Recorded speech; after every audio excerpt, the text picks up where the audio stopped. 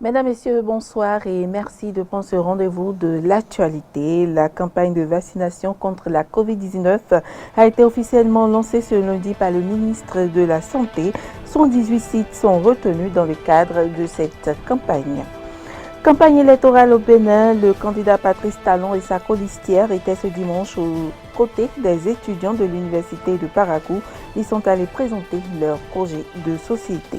Et puis en France, la loi climat arrive aujourd'hui à l'Assemblée. Pendant 3 semaines, les députés vont se pencher sur un test dont la majorité présidentielle défend l'équilibre.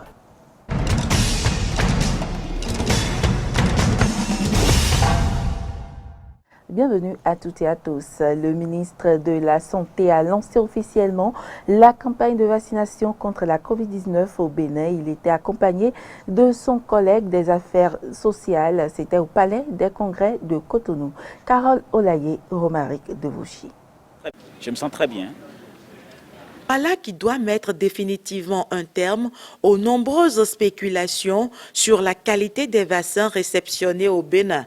Contre toute attente, ce sont les ministres en charge de la santé et des affaires sociales qui ont donné l'exemple à suivre en se faisant vacciner à l'occasion du lancement officiel de la campagne de vaccination contre la COVID-19 au Bénin. Un acte qui doit pouvoir rassurer le peuple béninois. C'est une petite piqûre de moustique comme pour toutes les ingestions. Dans les secondes qui ont suivi, je n'ai rien senti de particulier et j'ai pu me reposer pendant 15 minutes là maintenant et je me sens très bien. C'est déjà un sentiment de satisfaction que nous ayons pu démarrer la campagne de vaccination. Mon deuxième mot, c'est que je voudrais rassurer les populations. Comme elles ont pu le constater, je viens de me faire la première dose du vaccin AstraZeneca et tout s'est très bien passé. Comme vous pouvez le voir, je suis devant vous. Toujours aussi alerte.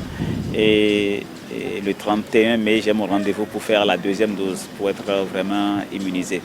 Je voudrais profiter de cette occasion pour vraiment demander aux populations, au-delà de toute la polémique qui a eu lieu, qu'ils peuvent constater que la vaccination a déjà eu lieu dans d'autres pays de la sous-région et que nous l'avons effectivement commencé également au Bénin.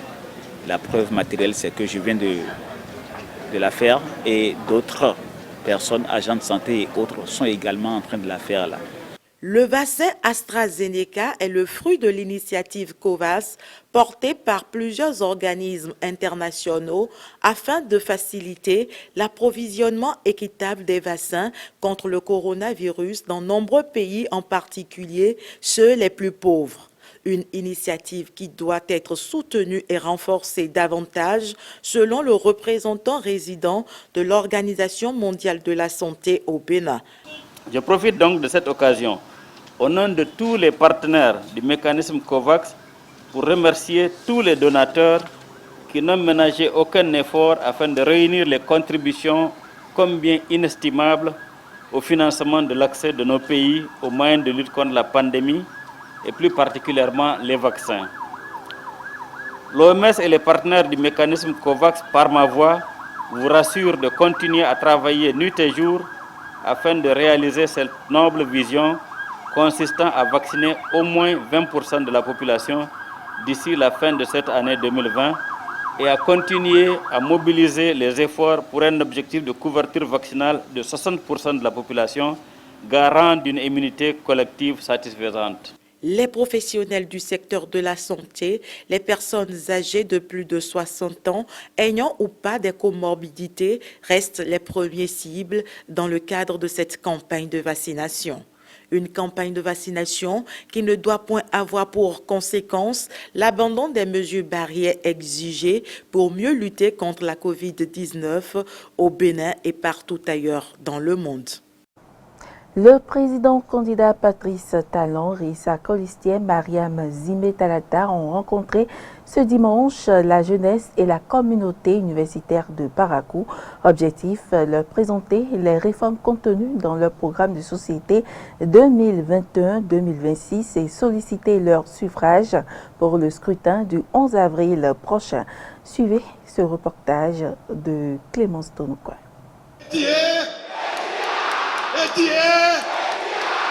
C'est par ce slogan très connu du monde estudiantin que le candidat Talon a introduit son échange avec la communauté universitaire de la cité des Kobourou. En campagne dans la 3e ville à statut particulier du Bénin, ce dimanche 28 mars 2021, le duo Talon Talata a présenté aux jeunes, sortis nombreux pour la circonstance, les réformes contenues dans son programme de société 2021-2026. Pour Patrice Talon, le mandat en cours d'achèvement a servi à baliser le chemin du développement. Pendant le mandat à venir, Parakou sera totalement assaini. Parakou connaîtra une deuxième phase d'asphaltage qui, à la fin, je pense, ne laissera plus personne envier son voisin.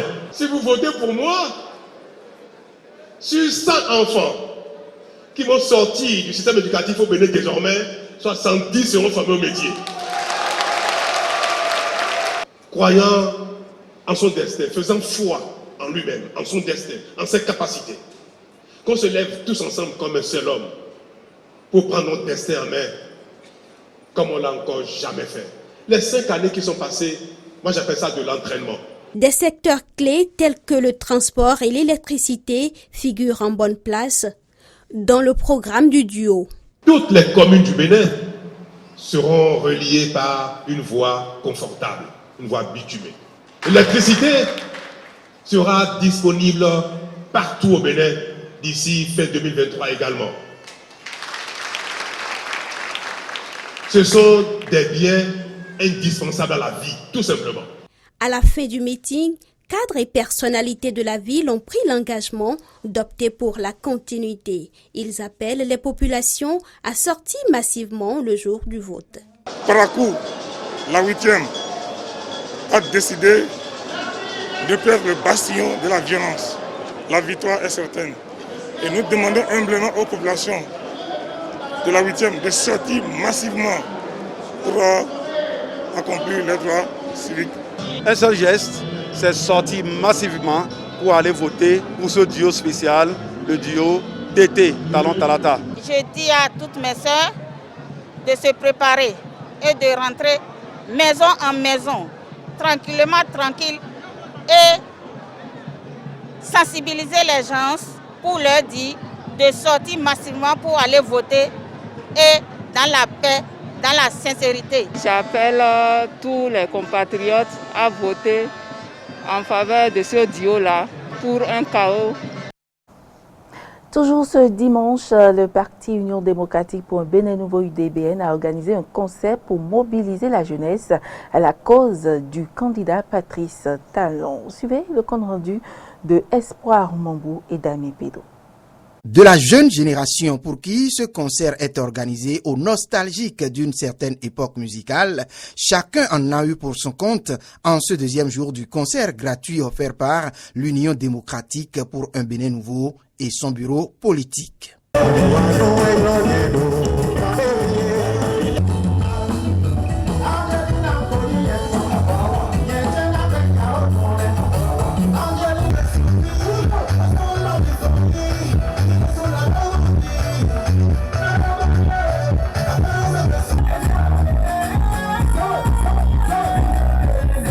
Pour animer cette soirée musicale dédiée à la jeunesse, il y avait entre autres Naria, Masterked, Don Amos, Nicanor et Laurent Honsavi, des guest stars fort appréciés par la jeunesse. Les impressions sont très bonnes parce que c'est un concert qui a réuni toute la jeunesse de Cotonou et c'est un satisfait à mettre à l'actif de Madame Claudine Achari Production, présidente de l'UDBN. Et nous sommes très émus pour ce concert que nous sommes en train d'organiser pour la jeunesse. Cette jeunesse qui est au cœur de tout.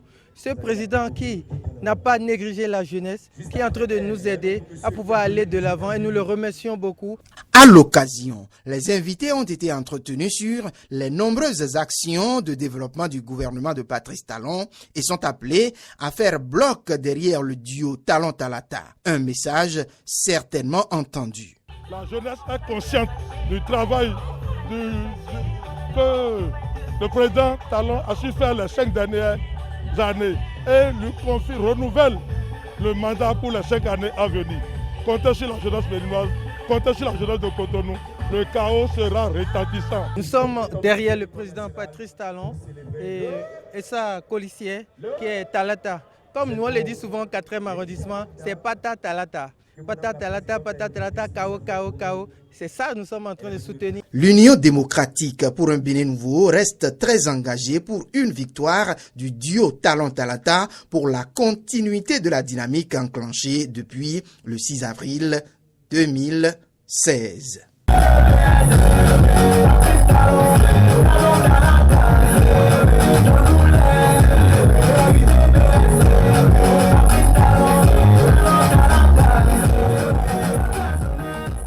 Hors du continent à présent, la loi sur le climat est désormais à l'Assemblée nationale française. Pendant 3 semaines, les députés vont se pencher sur un texte dont la majorité présidentielle défend l'équilibre, mais qui est fustigé par les écologistes pour ce manque d'ambition. Ce dimanche, des milliers de personnes ont défilé à travers l'Hexagone pour réclamer une vraie loi climat. Une marche nationale pour le climat, malgré les mesures sanitaires actuellement en vigueur. Ce dimanche, des milliers de personnes ont défilé dans près de 160 villes françaises pour réclamer une politique écologique plus respectueuse de l'environnement. Des manifestations qui ont eu lieu à l'appel d'associations et de syndicats. C'est l'occasion en fait de montrer, de faire masse et de montrer au gouvernement qu'on n'est pas du tout content de cette loi, qu'on n'est pas du tout content que les mesures qui ont été prises, elles se sont appliquées avec beaucoup trop de filtres, contrairement à ce que Macron avait dit. Les mesures sont loin d'être ambitieuses, il n'y a même pas 1/10 des mesures qui le sont. Une mobilisation nationale qui aurait rassemblé plus de 100 000 personnes selon les organisateurs. Alors que les députés examinent dès ce lundi la loi climat, plusieurs parlementaires de gauche ont tenu à participer à cette marche. C'est magnifique de voir la jeune génération qui pousse en disant « Maintenant, nous savons que le changement climatique est commencé, qu'il est irréversible et donc qu'il faut faire une rupture avec le monde de malheur dans lequel on est. » C'est important en tant que citoyenne de manifester contre l'inaction des gouvernements par rapport au réchauffement climatique. Et c'est aussi en tant que députée que je suis là, parce que nous avons à partir du 29 mars prochain un débat à l'Assemblée nationale sur un texte qui est vide de sens. D'autres rassemblements se sont tenus ailleurs en France, comme à Lyon, Toulouse ou encore Marseille.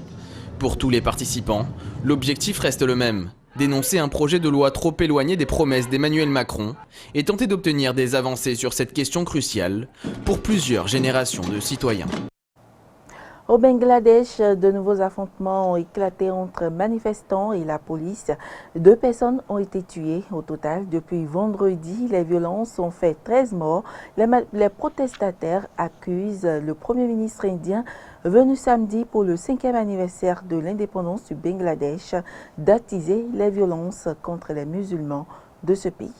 Narendra Modi, persona non grata au Bangladesh. En visite diplomatique pendant 2 jours, le Premier ministre indien suscite la colère de certains habitants. De nombreuses manifestations ont eu lieu, notamment à l'appel du mouvement islamiste Efazat, un groupe extrémiste qui accuse le leader nationaliste d'attiser la haine envers les musulmans.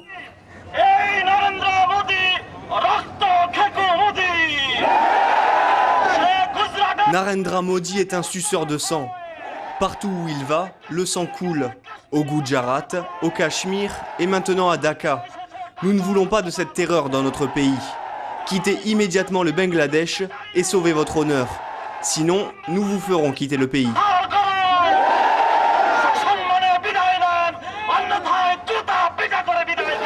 Depuis 3 jours, les manifestations à travers le pays dégénèrent. Devant la principale mosquée du pays à Dhaka, des centaines de personnes se sont rassemblées. Une mobilisation qui s'est étendue à plusieurs villes du Bangladesh.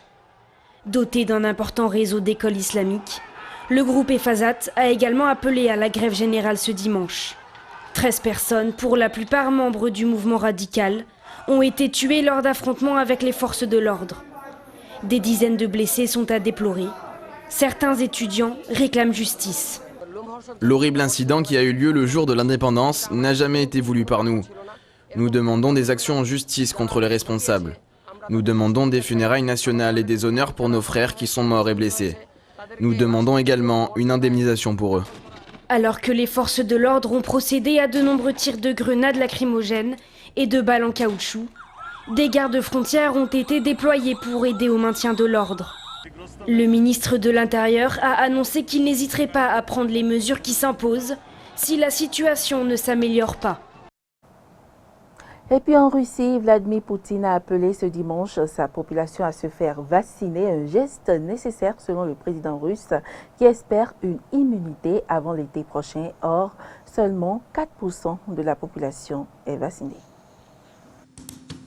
Afin de parvenir à l'immunité de notre population, il faudra qu'environ 70% de la population adulte soit vaccinée. Si nous maintenons notre rythme, je pense que nous devrions atteindre ce chiffre à la fin de l'été. En ce qui concerne nos vaccins, ils n'ont aucune contre-indication. Je sais avec certitude que des personnes atteintes de maladies chroniques graves se font vacciner et se sentent très bien. J'espère que toutes ces caractéristiques seront maintenues. Après tout, nous avons déjà plus de 6 millions de personnes vaccinées. Plus de 6 millions, c'est un chiffre assez élevé. Parmi elles, 4,3 millions ont reçu une double vaccination, la première et la seconde injection. Tout est possible avec les activités de vaccination, mais jusqu'à présent, tout va bien. Aucun effet secondaire grave n'a été détecté. Mesdames, Messieurs, ce sera tout pour ce journal. Merci pour l'attention et à demain.